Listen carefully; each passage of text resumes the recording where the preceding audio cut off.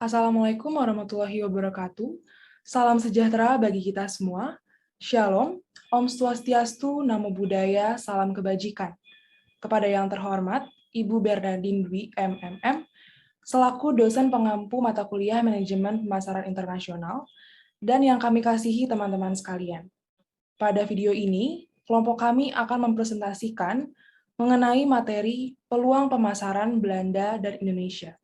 Adapun kelompok kami merupakan kelompok 4 yang terdiri atas 5 anggota, yakni Tegar Trias Indrawan dengan NIM akhir 225, Tirza Abigail Nasaristi dengan NIM akhir 226, Dinara Alisa Safina dengan NIM akhir 228, Fadia Azara dengan NIM akhir 229, Chandra Adi Pratama dengan NIM akhir 227.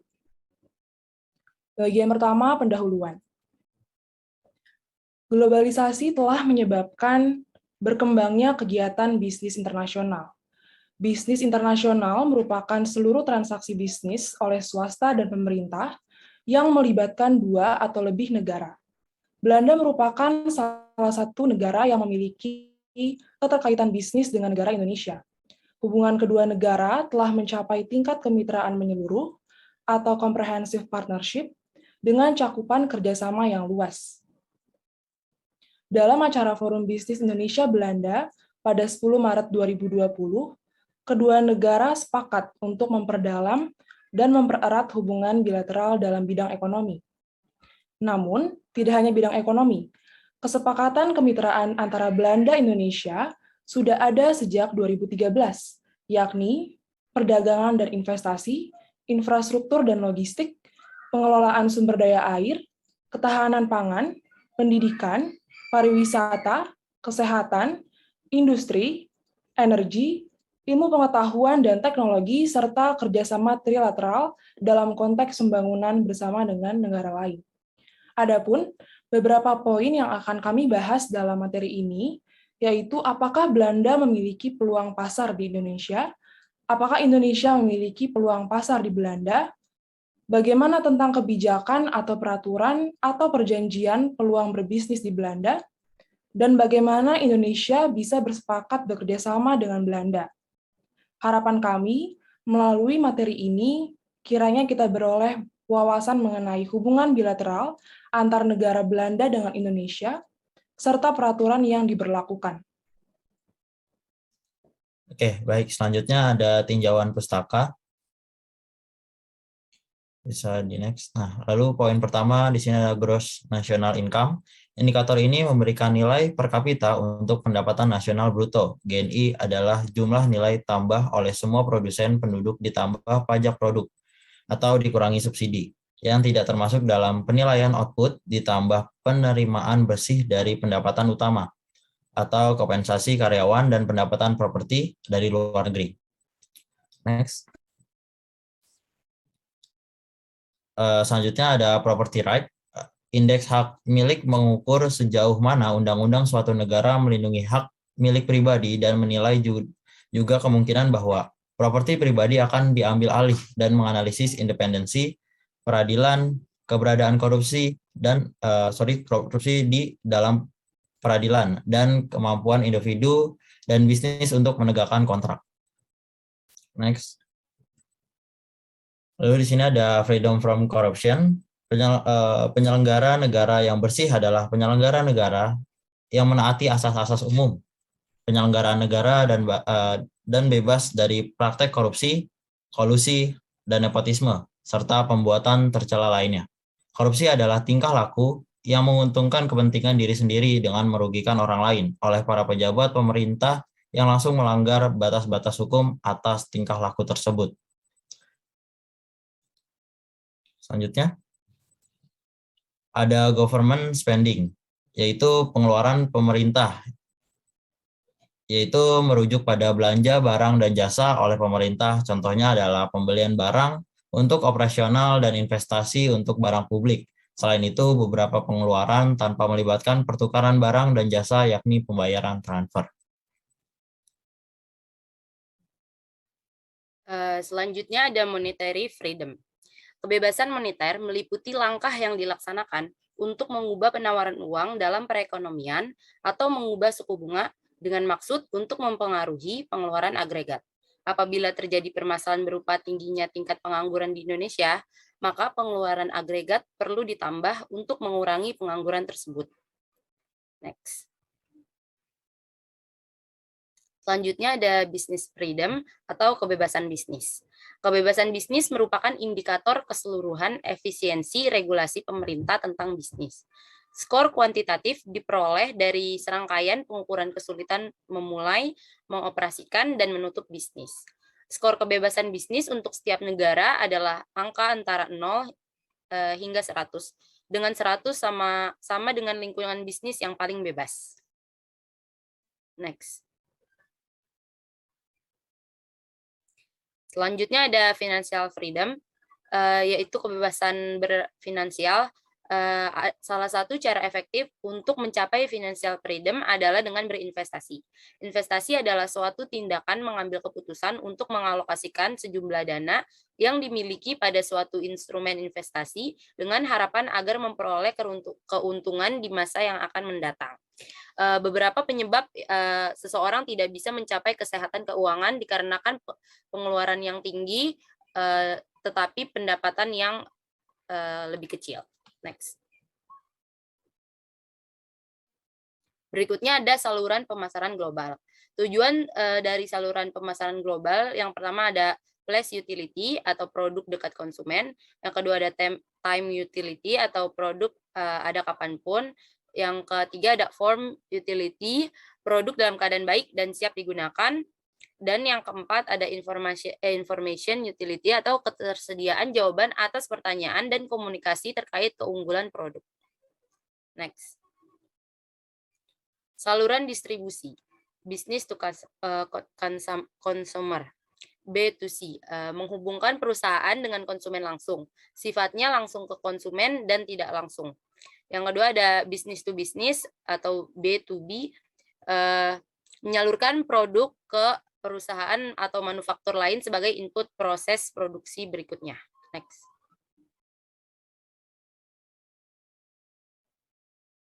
Selanjutnya adalah retail global.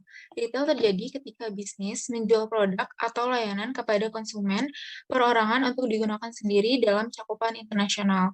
Transaksi itu sendiri dapat terjadi melalui sejumlah saluran penjualan yang berbeda, seperti ada online, lalu etalase fisik, melalui penjualan langsung, dan juga surat langsung. Aspek penjualan yang memenuhi syarat sebagai transaksi retail adalah bahwa pengguna akhir adalah pembeli. Retail global terdapat 4 jenis. Yang pertama itu ada retail yang menjual produk sendiri dengan jenis variasi atau kategori yang banyak. Lalu yang kedua ada retail yang menjual produk orang lain dengan jenis variasi atau kategori yang banyak. Lalu yang ketiga ada retail yang menjual produk sendiri dengan jenis variasi atau kategori yang lebih sedikit. Dan yang terakhir ada retail yang menjual produk orang lain dengan jenis variasi atau kategori yang lebih sedikit. Selanjutnya ada 4 strategi retail global. Yang pertama itu ada organic, lalu ada franchise, yang ketiga ada chain acquisition, dan yang terakhir ada joint venture. Nah, untuk organic sendiri merupakan strategi dengan membuat toko sendiri melalui greenfield investment atau beli toko yang sudah ada dan diubah sesuai dengan kebutuhan.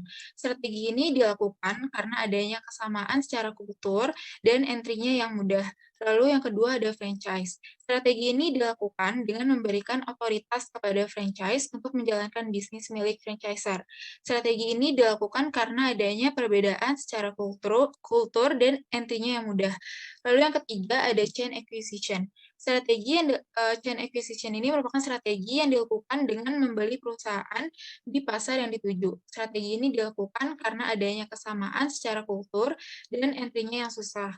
Lalu yang terakhir ada joint venture. Strategi ini dilakukan perusahaan dengan membuat perusahaan baru di negara tujuan yang dimiliki bersama dengan perusahaan lain di negara tersebut. Strategi ini dilakukan karena adanya perbedaan secara kultur dan entry-nya yang susah. Selanjutnya adalah pembahasan. Pembahasan pertama mengenai gross national income. Nah, di slide di sini terdapat gambar yang merupakan grafik dari gross national income yang menggambarkan bahwa Netherlands memiliki GNI sebesar 1.036 triliun PPP dollars pada 2019. Gross National Income Belanda.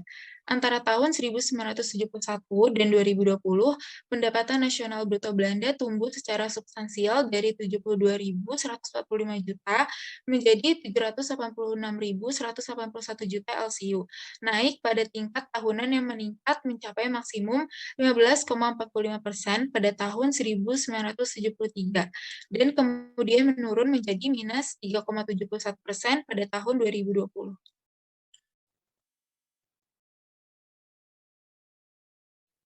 Berikutnya adalah property right. Property right sendiri adalah sebuah subkomponen dari indeks kebebasan ekonomi.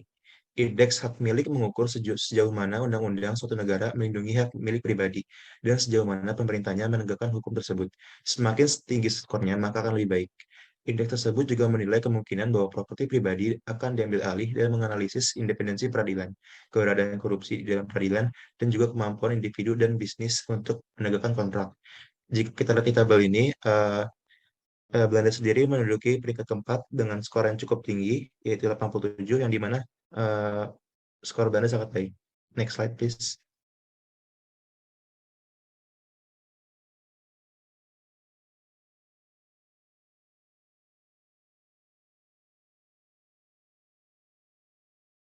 Seberapa sulitkah proses pembelian properti di Belanda?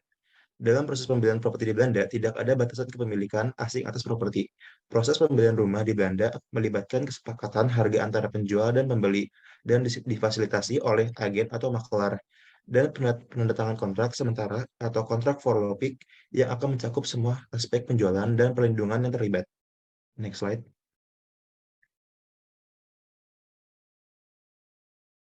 Berikutnya adalah freedom from corruption. Korupsi tidak mewakili kendala yang signifikan untuk bisnis di Belanda. Korupsi kecil hampir tidak ada, dan administrasi publik transparan, efisien, dan juga menjunjung standar etika yang tinggi. KUHP Belanda melarang siapapun memberi atau menerima suap di sektor publik atau swasta, termasuk pejabat publik asing. Next. Nah, skor dan peringkat Belanda mengenai Indeks Persepsi Korupsi atau IPK pada tahun 2020 mendapatkan skor 82 poin dan berada di peringkat ke-8 pada tahun 2019 dan 2020. Negara tersebut sudah mengambil langkah baik untuk menindak tegas para pelaku pencucian uang yang marak di negara tersebut. Next.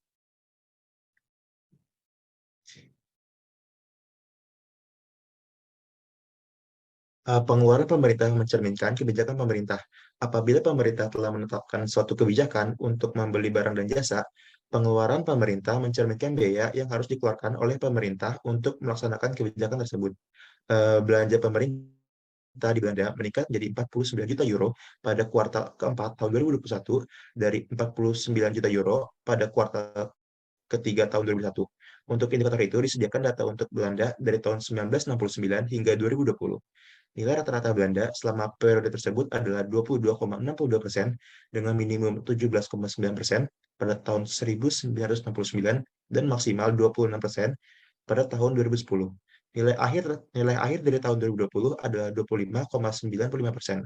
Sebagai perbandingan, rata-rata dunia pada tahun 2020 berdasarkan 150 negara adalah 17,14%. Lihat peringkat global untuk indikator tersebut atau gunakan pembandingan negara untuk membandingkan tren dari waktu ke waktu.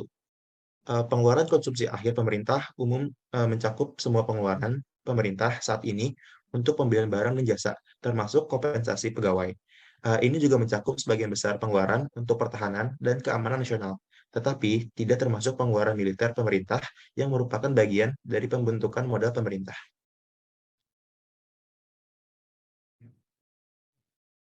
Next. Oke, baik. Selanjutnya di sini ada poin monetary freedom. Indeks kebebasan moneter mencerminkan stabilitas harga di Belanda dan penggunaan kontrol harga oleh pemerintah. Stabilitas harga dengan kontrol harga minimal adalah kondisi ideal untuk pasar bebas. Selanjutnya ada skor untuk indeks kebebasan moneter didasarkan pada dua faktor, yang tingkat inflasi rata-rata tertimbang selama 3 tahun terakhir dan kontrol harga nilai indeks yang lebih tinggi menunjukkan stabilitas harga tanpa intervensi mikroekonomi. Next. Nah, di sini indikatornya bisa terlihat dari 2014 hingga 2001 dengan perbedaan indeks yang berbeda-beda. Lanjut.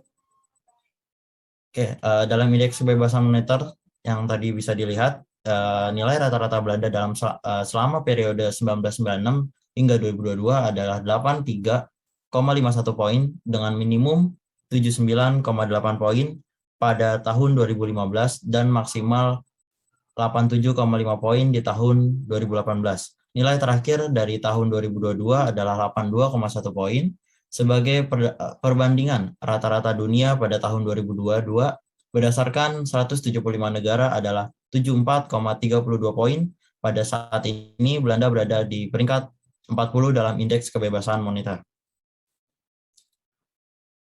Next. Nah, di sini ada business freedom. Indeks kebebasan bisnis Belanda mengukur kemampuan untuk memulai pengoperasian dalam menutupi bisnis. Hal ini mencerminkan beban regulasi secara keseluruhan dan efisiensi pemerintah Belanda dalam proses regulasi.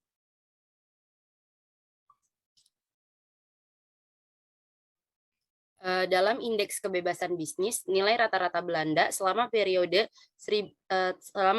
tahun 1996 hingga tahun 2022 adalah 80 poin dengan minimum 70 poin pada tahun 1998 dan maksimal 90 poin pada tahun 2014. Nilai terakhir dari tahun 2022 adalah 88 poin. Sebagai perbandingan, rata-rata dunia pada tahun 2022 berdasarkan 175 negara adalah 60 poin. Pada saat ini Belanda berada di peringkat 5 dalam indeks kebebasan bisnis. Selanjutnya ada financial freedom.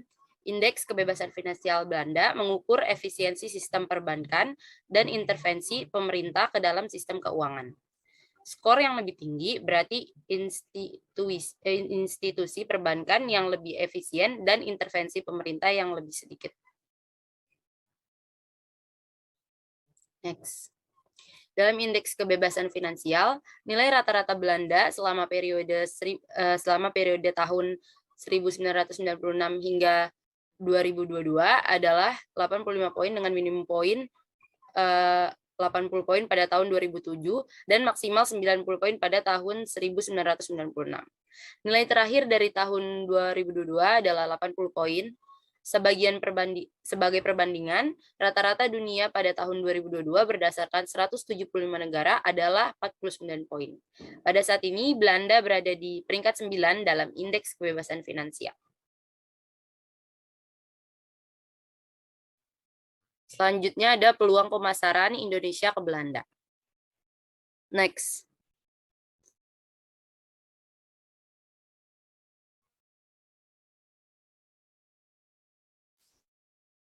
Indonesia-Belanda sepakat perkuat kerjasama perdagangan, investasi, hingga pariwisata.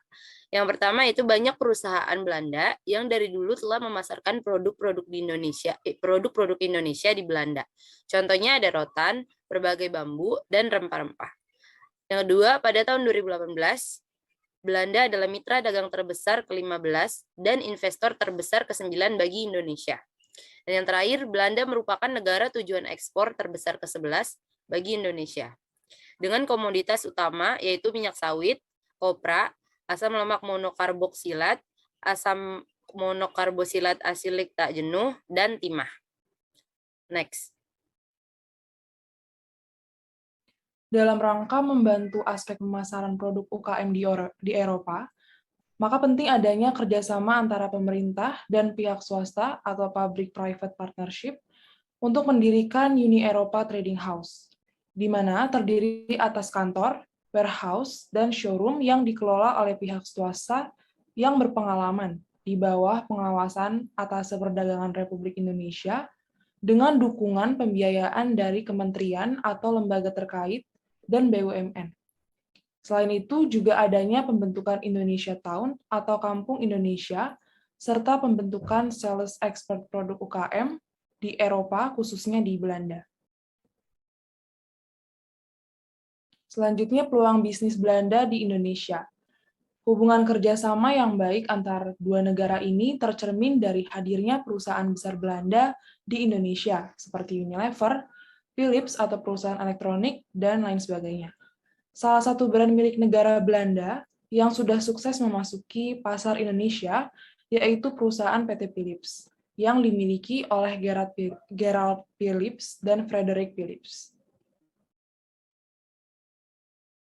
Philips menajamkan kembali penetrasi pasar dan juga melihat kebutuhan unik pasar Indonesia seperti apa. Produk Philips tersebut banyak mendapatkan sebuah inovasi dari apa yang dibutuhkan oleh masing-masing negara, sehingga perusahaan ini bisa melakukan penyesuaian, terutama di negara Indonesia. Hal inilah yang mendorong meningkatnya potensi pemasaran dan bisnis Belanda di Indonesia.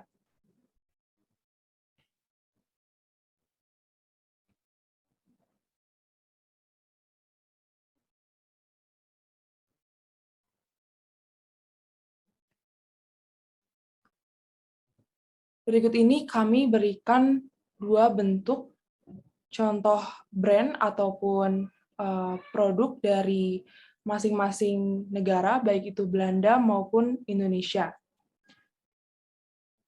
Yang pertama di sini ada brand Indomie atau produk Indomie, di mana Indomie berhasil memasuki pasar luar negeri dengan strategi sebagai berikut.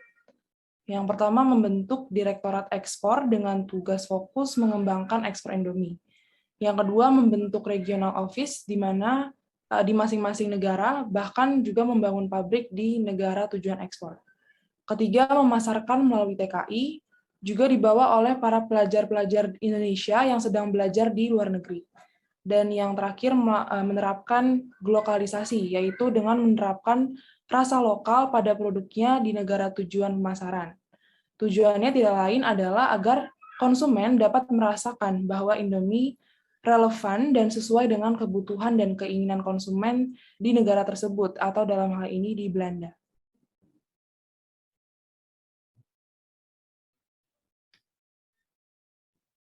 Selanjutnya, produk atau brand Philips. Strategi Philips untuk masuk ke pasar Indonesia diantaranya yaitu dengan melakukan inovasi. Inovasi yang baru saja mereka lakukan yaitu dengan gencar memproduksi teknologi kesehatan. Philips memiliki fokus memberikan layanan kesehatan yang berkelanjutan, mulai dari gaya hidup sehat dan pencegahan, diagnosis, pengobatan, hingga perawatan di rumah.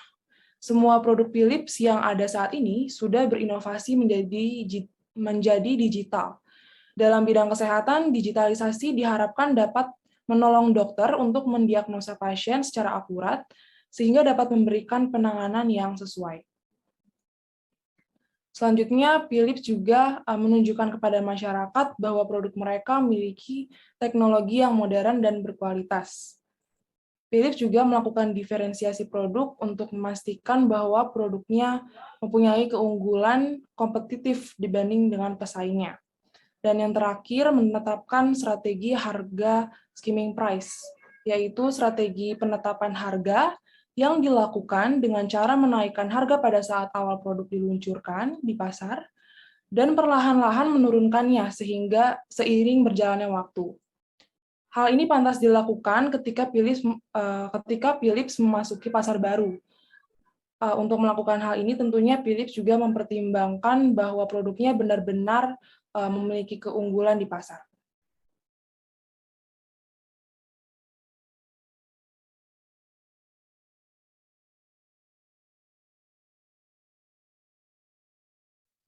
Baik, terima kasih Tirza. Berikutnya adalah saluran pemasaran global. Yang pertama adalah place utility atau utilitas tempat yang dimana produk selalu ada di dekat konsumen. Nah, untuk Indomie sendiri, Indomie tersedia di lebih dari 100 negara di seluruh dunia seperti Australia, Amerika Serikat, di seluruh Asia, Afrika, Eropa, dan negara-negara Timur Tengah. Di Belanda, Indomie dapat mudah ditemukan di supermarket atau di beberapa restoran makanan. Berikutnya adalah time utility atau utilitas waktu, yang dimana produk ada kapanpun konsumen potensial inginkan. Nah, untuk Indomie sendiri, Indomie menjual melalui toko online, salah satunya adalah e-commerce, Tokopedia, Shopee, dan lain-lain. Berikutnya adalah from utility, atau produk dalam keadaan baik dan siap digunakan oleh konsumen. Nah, Indomie memperhatikan kualitas, kuantitas, serta keamanan produknya itu sendiri. Dan yang terakhir adalah information utility atau utilitas informasi, yaitu ketersediaan jawaban atas pertanyaan dan komunikasi umum terkait kegunaan atau keunggulan produk. Indomie sendiri terdapat informasi pada website sendiri, mulai dari sejarah berdirinya Indofood, varian produk yang dijual, sampai laporan tentang kegiatan CSR Indofood. Next slide. Nah, karena produk mie instan tahan lama dan tidak mudah rusak, sehingga produk Indomie sendiri tidak ada masalah jika menggunakan saluran distribusi yang panjang. Jadi dari produsen menyalurkan ke wholesaler atau pedagang besar, lalu disalurkan kembali ke biasanya ke retailer atau pedagang pengecer seperti warung-warung di jalanan atau supermarket, dan akhirnya sampai ke tangan konsumen. Next slide. Berikutnya adalah retail global. Retail global terjadi ketika bisnis menjual produk atau layanan kepada konsumen perorangan untuk digunakan sendiri. Transaksi itu sendiri dapat terjadi melalui sejumlah saluran penjualan yang berbeda, seperti online, di etalase fisik, melalui penjualan langsung, atau surat langsung. Aspek penjualan yang memenuhi syarat sebagai transaksi retail adalah bahwa penggunaan akhir adalah pembeli. Retail global dilakukan dalam cakupan internasional. Berikut strategi retail global yang digunakan dalam perusahaan Indofood dan Philips. Yang pertama ada Indomie. Indomie menjual produk sendiri dengan jenis variasi atau kategori yang banyak. Dalam strategi retail global, Indomie menggunakan strategi joint venture, di mana perusahaan membuat perusahaan baru di negara tujuan yang dimiliki bersama dengan perusahaan lain di negara tersebut. Strategi ini dilakukan karena entry yang susah dan terdapat perbedaan secara culture. Next slide.